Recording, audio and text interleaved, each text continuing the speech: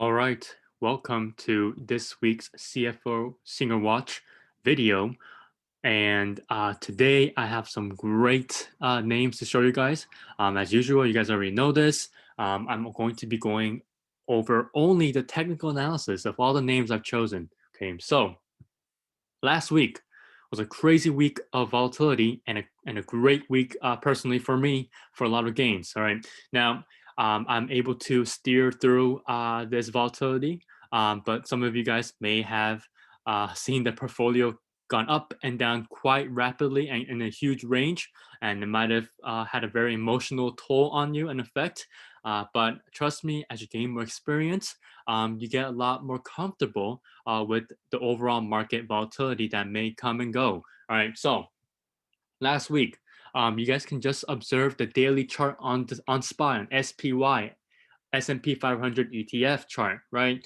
If you just look at the daily candles for last week, right, we have a huge price range, right, and it seemed like we we're just bouncing up and rejecting down and then bouncing up, and we really couldn't figure out which market direction we wanted to see, right? So sometimes when that happens, right, it's a little bit antithetical to my process, all right, for volatility, for handling volatility, okay, is when the daily time frame doesn't show me a clear direction. What I tend to do is I go down on the time frames, where I go on the smaller time frames. So I look at the 4 hour or the 2 hour, and today we'll be looking at the 2 hour time frame here.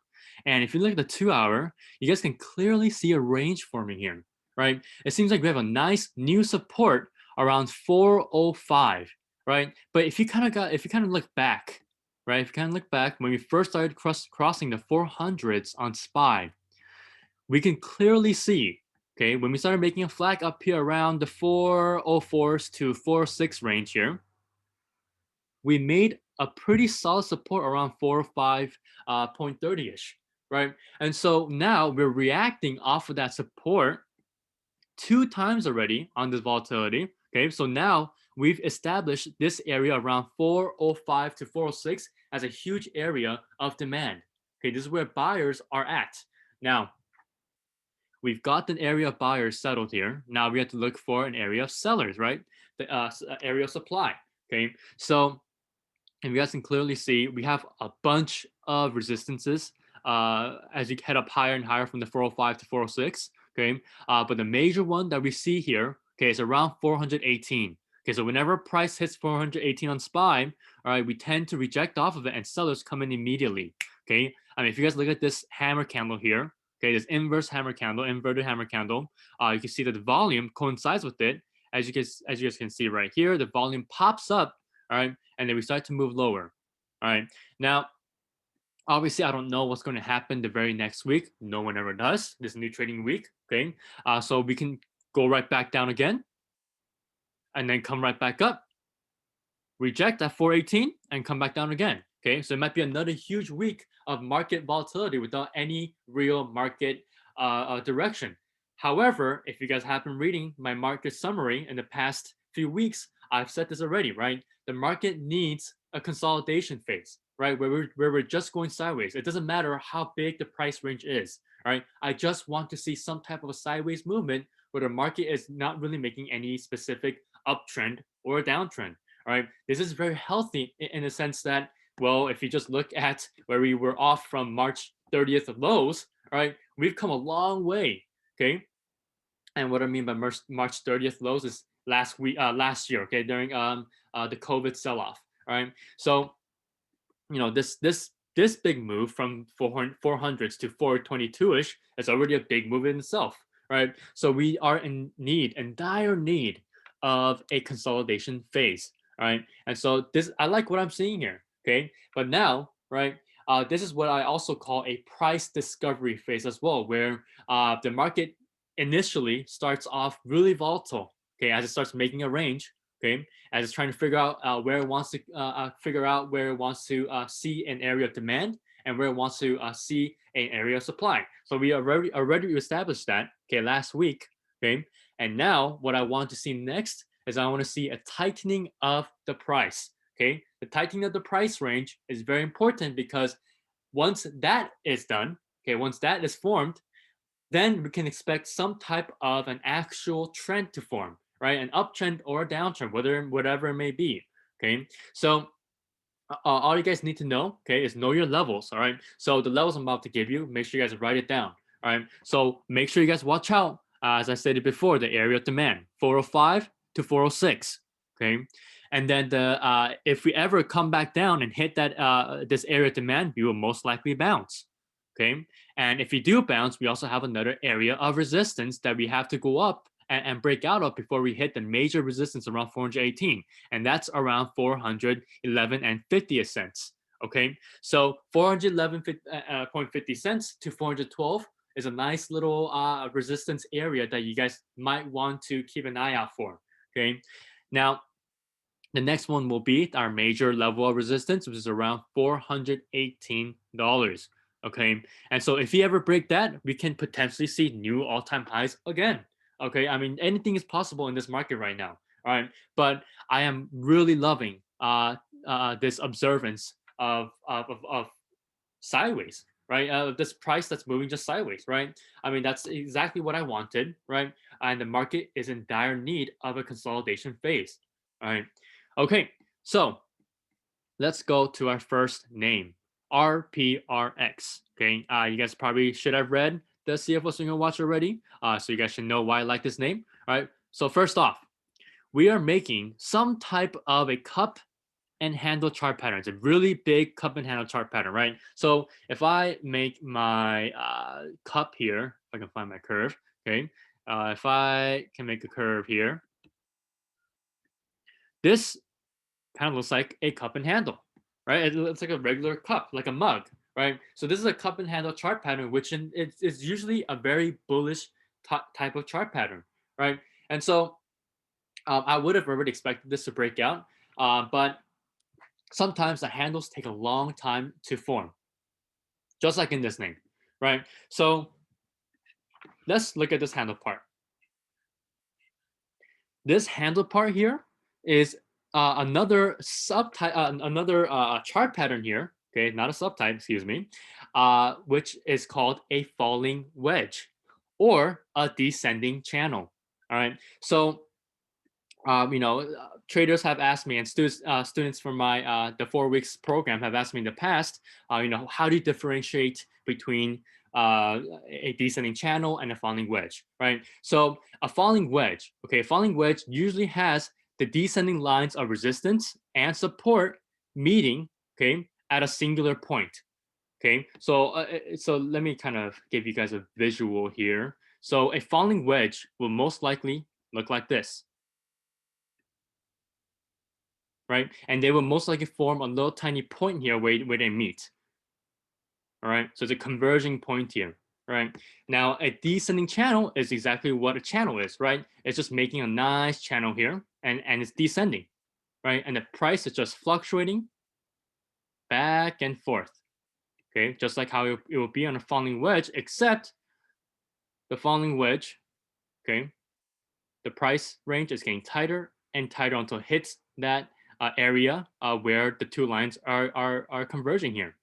Okay, so the reason why I say it's either a descending channel or a falling wedge is that I really don't know where the price is going to go. Right, the price can continue, okay, to tighten up, and maybe we will most likely see a falling wedge, or we can most likely break out, and that will most likely be a confirmation that this handle was a descending channel. All right. So that's how you can kind of differentiate. All right.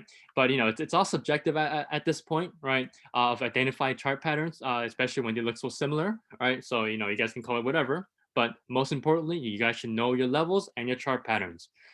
Okay. So with that in mind, all right. So RPRX is showing a nice support area around $40. That 40 whole number area. Okay. And if we keep on holding this $40 area here, okay, we might just come right back up above this descending line, trend line of resistance, okay, and then potentially break out above 43. Okay, so this is the entry that I put on for a confirmed breakout entry. Okay, because this 43 area here, okay, this level here was also a previous level of resistance where price had broken out previously. Okay, so there's a high probability chance that we can most likely see that happening again. Okay, so now the reason why I also chose this name for this new trading week is that last week all we've done, okay, was tighten up.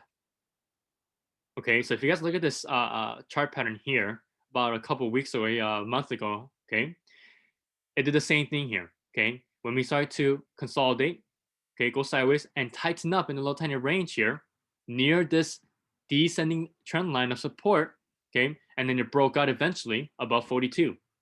Okay, the same thing can happen again where we can break out above 42. Okay, and then eventually head towards the confirmed breakout area of $43 and start heading above and above and above towards the price targets. Okay, so make sure you guys keep this in mind for RPRX. On to the next name, CARG.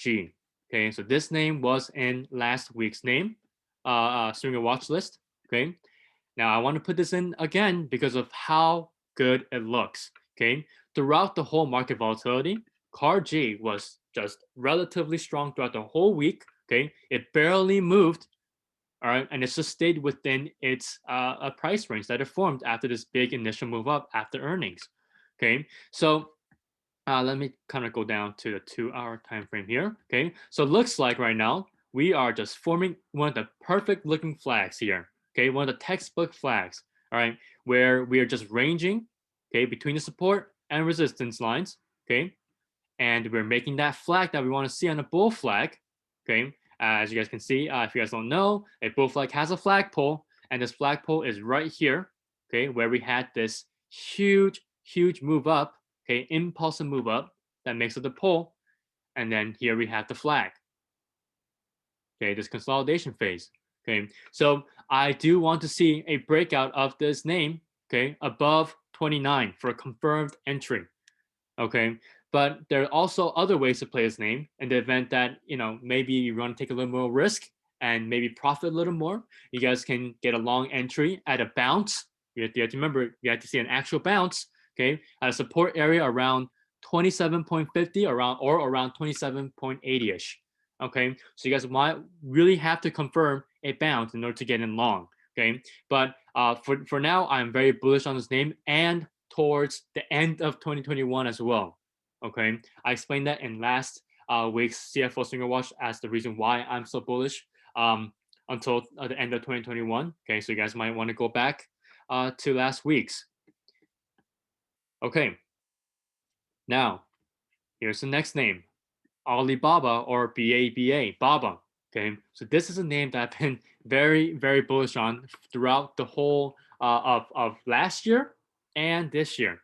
Okay, so Alibaba, okay, is, if you guys can just look at a simple chart like this, right? Alibaba has done nothing except just go down ever since the start of this year. Okay, and we're now right back to last year summer. Okay, price range. Okay, last year's summer's price range. All right, and so right here, okay, was also an area of buyers. Okay, between May to July. All right, and now we're back here at May again. Right, so it's been a full year. All right, and we're back in the same spot. All right, so I'm actually expecting to see a lot of buyers come in again around this area. Okay, as they buy it up, and we can potentially go back towards the 250s and the 270s, the 280s, and maybe eventually up to all-time highs again. Okay, around 320. Right, so this price range that we're looking at, okay, it's getting pretty tight here last week. All we did was also consolidate as well. Okay, even though we had a low tiny bounce, right? But on Friday, okay, on Friday we had a big volume on Friday as we rejected off of this red SMA line, which is my 10 SMA. Okay, so I call this the momentum SMA line. All right, and this 10 SMA line, all right, if I see a rejection like this during a downtrend, okay, it does indeed tell me that the downtrend is still intact, which means I can see a potential breakdown of the support as we go lower and lower, maybe even below 200. All right, so that's the reason why I give you guys a long entry and a short entry possibilities. Okay, so now if you look at the weekly time frame, okay, I believe I showed you guys this on last week's video. We are at a pivot point here. Okay, this green ascending support trend line here has been an area of where buyers have come in and stepped up and bid the price higher as we bounce on this ascending support trend line. All right, so this is a pivot point. Okay, we have around 1, 2, 3. Now the fourth pivot point here. Right. So BABA is something that can be a very long-term name that you might want to put in your long-term portfolios. Okay, like a Roth IRAs, right? And it may be something that can become a position trade where you can hold it for months at a time. Okay, or it can just be a quick day trade, all right, as you scalp off of its range, because Alibaba has some great daily ranges if they provide it. Now, let's look at Dash here. Okay, DoorDash. All right. So DoorDash has been a name that I've traded a couple times in the past year, around here and right here as well. Okay. And right now we are forming a bullish pennant. Okay. So if I go to the 2-hour chart here, all right, and if I draw my descending level of resistance and an ascending trend line of support, okay, we are forming a bullish pennant, okay? Or you guys might just generally call it a bull flag, right? But specifically, this is a bullish pennant, right? And I love it when price starts to act like this, right? When we have a huge bounce and we bounce because of some great earnings news, okay? And they start to consolidate, okay? And usually when this happens, all right, this means that buyers are just loading up, okay? They're buying and buying and buying, okay? And as more attention, okay, goes away from the name, okay, as you guys can tell, right, by the volume here, okay? This volume here is also called a VCP, okay, a volume contraction pattern, okay? This is where interest slowly dies out, okay? And I love to see this because whenever we see a breakout, okay, above, let's say 140 here, okay, which is our confirmed entry actually, okay, buyers will come back in and we will see a surge in volume, okay? So we're now seeing a contraction in price and in volume, okay, which is telling me that buyers here are still accumulating the position, and at the same time, there's less interest, okay? And usually when there's less interest, there will be a surge in interest when they see that the price is breaking a crucial resistance level, and more buyers and even more people will come into the name, pushing the name higher. Okay, this is the reason why I love to see this type of patterns when we have a nice a chart pattern coinciding with a VCP, okay, a volume contraction pattern. All right, so this is something that you guys might want to look for as a day trade or a quick 2 to 3 swing trade. All right. So, I personally think this is a sort of a good investment name because, as you guys know, I mean, I personally use DoorDash as well. And I know plenty of people who use DoorDash, but even Wall Street investors, okay, are still buying up this name. All right. And they're still pretty bullish on it, right? Even if the economy is opening back up, and there's a lot of states who are now, getting rid of their COVID mandates, right? And a lot of people are just going out and eating at restaurants, right? But DoorDash still continues to do well, all right? And even Wall Street is just bullish on it, right? So if Wall Street is bullish on it, you might want to follow the big money, okay? Now, that's it for all the names here, okay? And some names I'm looking at currently is Roblox, okay? So Roblox is something that I actually swing traded for around 3 days, okay? And it broke out above the 78 confirmed breakout entry, okay? And this was a great trade for me, all right, as I got in around this bounce here, okay, on this ascending support trend line, okay, and I took profits around 82.50, all right. So on this name, I also expect to see some type of a flag or bullish pennant like that we saw on DoorDash, okay, and on CARG to form, okay, before we start moving even higher. Okay, I'm pretty bullish on this name as well. Okay, and there's a lot of big hedge funds who are in this name as well, just like the famous Cathy Wood's ARK, all right, ARK Invest. right? And this is a name that's been pretty popular, right, through the coronavirus pandemic, as people have stayed inside and played games, especially children and teenagers. Okay, and so this is something that can become even bigger as they expand their gaming platform. All right. Okay, so that is it for this week's CFO Swinger Watch. All right. Um, you know, I tend to look at other names as well, but I discipline myself to look at the names that I've chosen personally, right? Because if I don't look at the names I've chosen personally for you guys, what's the use of them, right? And so I always look to find A plus charts, okay, and do an A plus analysis for you guys. All right, so I really appreciate if you guys can subscribe to the YouTube channel and like and share the video with your friends, and maybe even tell them to subscribe to the CFO Swinger Watch as well. All right, have a great rest of your Sunday evening. All right, I hope you guys enjoyed this video, and thank you so much for listening in.